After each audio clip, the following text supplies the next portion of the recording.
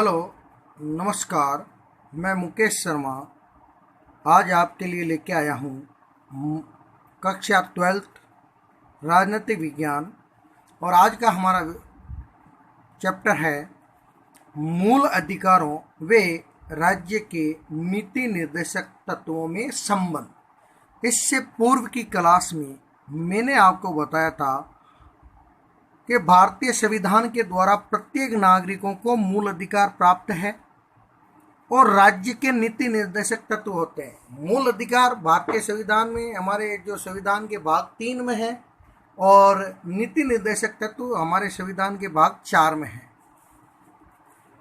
संविधान के भाग 3 में मूल अधिकारों को अनुच्छेद 12 से 35 तक तथा संविधान के भाग 4 में नीति निर्देशक तत्वों को अनुच्छेद 36 से 51 तक इनका वर्णन किया गया है। मूल अधिकार प्रत्येक व्यक्ति के अधिकार होते हैं और भारतीय संविधान में प्राकृतिक अधिकारों को महत्व न देते संवैधानिक अधिकारों को मूल अधिकारों में महत्व दिया गया है। और नीति निर्देशक तत्व वे होते हैं जो राज्य को नीति निर्देशक तत्वों के अनुसार कार्य करना पड़ता है, उनके अनुसार कार्य किया जाता है, वो नीति निर्देशक तत्व मैंने इस किस्से पूर्व की क्लास में आपको समझाया है। और इन दोनों में अंतर क्या है? हमारे भारतीय संविधान में मूल अधिकार और नीति निर्देशक तत्वों पे समय समय पर वाद और विवाद भी हुआ है, जिस पर हमारे भारत की न्यायपालिका ने, सर्वोच्च न्यायालय ने समय पर उन गतिरोध को खत्म किया, समाप्त किया और उस समय की स्थिति के अनुसार उन्हें परिभाषित किया। दोनों एक दूसरे से पूरक है, दोनों एक दूसरे के लिए उत्तरदायी है। तो सबसे पहले न्यायाधीश गजेंद्र गडकर ने कहा था दोनों में समन्वय करना चाहिए, यानी मूल अधिकार और नीति निर्देशक तत्वों में दोनों में आपस में समन्वय, तालमेल होना चाहिए। ये न्यायाधीश गजेंद्र ने कहा था। इसके बाद में मैंने आपको अभी बताया था मूल अधिकार और नीति निर्देशक तत्वों में संविधान में समय समय पर दोनों एक दूसरे के क्षेत्र में विवाद होता है। तो इस विवाद को समय समय पर सर्वोच्च न्यायालय ने अपने हिसाब से, अपने संविधान के अनुरूप उनको समाप्त किया है। तो सबसे पहले है 1967 में गोलेनाथ मामले में न्यायपालिका ने ये मूल अधिकारों को असंशोधनीय घोषित किया था। यानी मूल अधिकारों में असंशोधनीय का अर्थ होता है कि हमारे भारत की जो न्यायपालिका है, संसद है, वो मूल अधिकारों में किसी प्रकार का परिवर्तन नहीं कर सकती।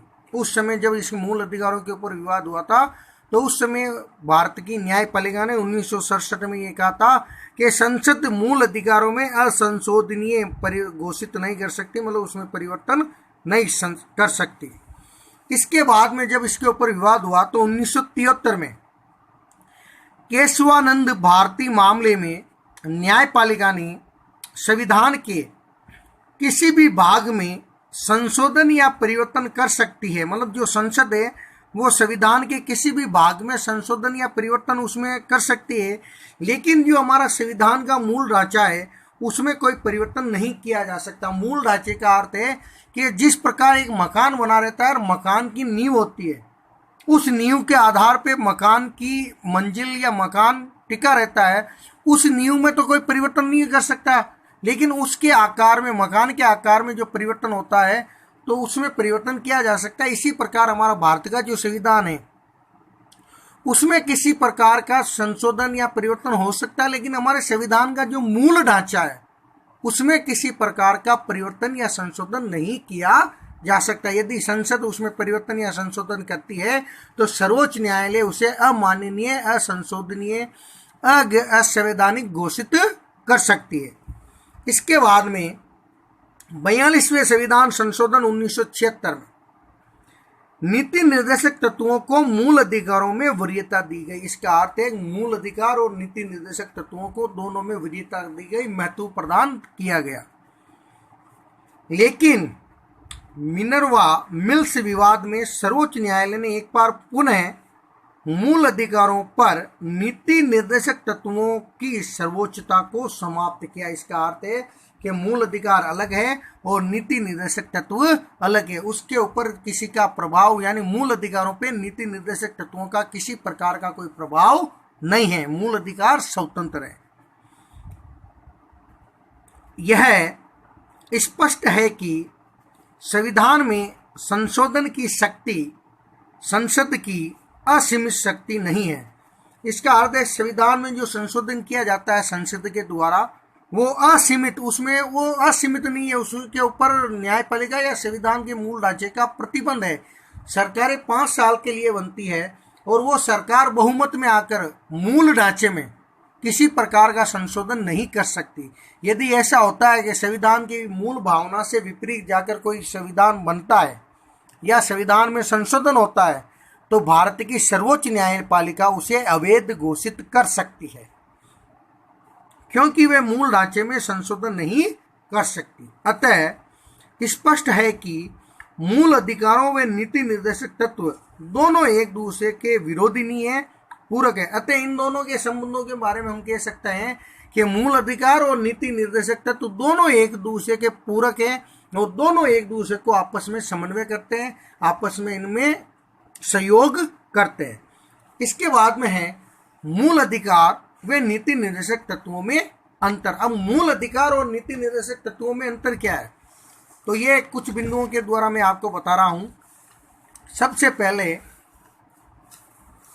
मूल अधिकार हमारे भारतीय संविधान के भाग 3 में अनुच्छेद 12 से 35 तक है तथा नीति निर्देशक तत्व संविधान के भाग 4 में अनुच्छेद 36 से 51 तक इनका वर्णन किया गया है। दोनों को अलग अलग भागों में और अलग अलग अनुच्छेदों में समझाया गया है।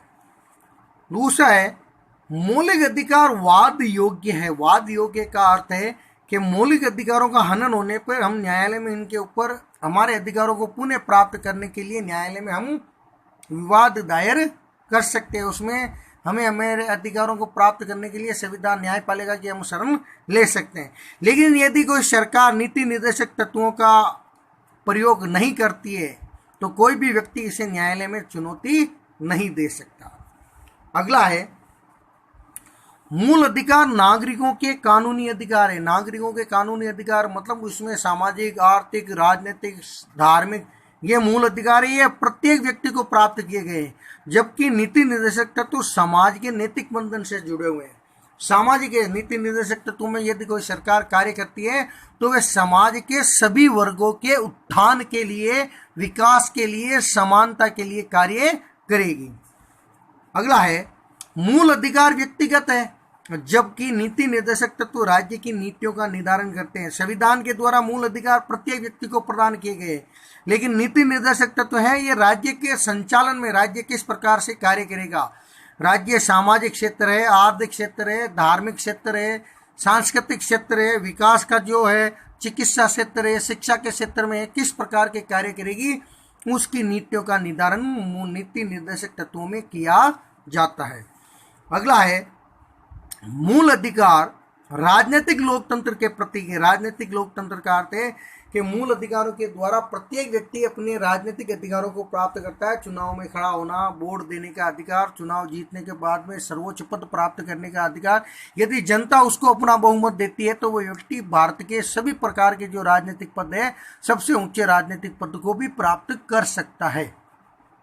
लेकिन नीति निर्देशक तत्व सामाजिक, आर्थिक, लोकतंत्र के प्रतीक है। मतलब नीति निर्देशक तत्वों में सरकार समाज के उत्थान के लिए, आर्थिक असमानता को समाप्त करने के लिए, आर्थिक विषमता को समाप्त करने के लिए कार्य करती है।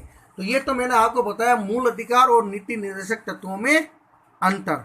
इसके बाद में हमारे संविधान में मूल कर्तव्यों को भी बताया गया है। मूल कर्तव्य हमारे संविधान का जब निर्माण हुआ उस समय किसी भी प्रकार के मूल कर्तव्यों को संविधान में शामिल नहीं किया गया था। लेकिन मूल कर्तव्य हैं ये संविधान निर्माण में नहीं थे, लेकिन इन प्रावधानों में को मतलब जो मूल कर्तव्य है उन मूल कर्तव्यों को रूस के संविधान से ग्रहण किया गया। मतलब रूस के संविधान में मूल कर्तव्यों को देखा, उसके बाद में इन्हें संविधान संशोधन करके स्वर्ण सिंह समिति की सिफारिश पर 42वें संविधान संशोधन 1976 में हमारे भारतीय संविधान में संविधान के अनुच्छेद 51 का 51A में जोड़ा गया है तथा भाग 4A में इन्हें शामिल किया गया है। मूल अधिकार व नीति निर्देशक तत्व एक दूसरे के पूरक भी है। जब 1976 में 42वें संविधान संशोधन में मूल अधिकारों को जोड़ा गया था उस समय मूल अधिकार 10 थे, लेकिन वर्तमान में 86वें संविधान संशोधन 2002 में एक मूल अधिकार मूल कर्तव्य और जोड़ा गया है। वह है 6 से 14 वर्ष के बच्चों को शिक्षा देना। प्रत्येक अभिभावक मतलब माता पिता का ये कर्तव्य है कि वे अपने 6 से 14 वर्ष के बच्चों को शिक्षा प्राप्त कराने के लिए कार्य करें। अब कौन कौन से मूल कर्तव्य हमारे संविधान के द्वारा भारतीय जनता को प्रदान किए गए हैं। एक चीज और है कि मूल अधिकारों का यदि कोई व्यक्ति पालन नहीं करता है तो भी संविधान या न्यायपालिका के द्वारा उसे किसी प्रकार का दंड नहीं दिया जा सकता।